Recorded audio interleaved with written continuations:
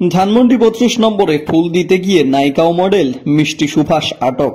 রাজধানীর ধানমন্ডি ৩২-এ ফুল দিয়ে শ্রদ্ধা জানাতে গিয়ে আটক হয়েছেন বঙ্গমাতা সাংস্কৃতিক জোটের নেত্রী এবং নায়িকা মডেল মিষ্টি সুভাষ।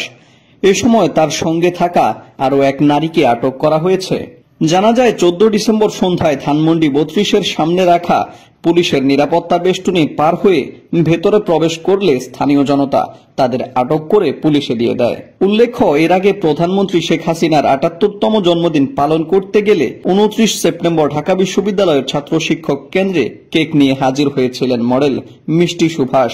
ওই দিন সাংবাদিকদের সঙ্গে মিষ্টি সুভাষ বলেন, আমার নেত্রীর নাম শেখ হাসিনা।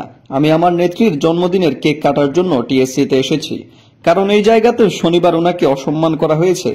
যেখানে উনাকে অসম্মান করা হয়েছে আমি সেখানেই তাকে সম্মান জানাতে এসেছি।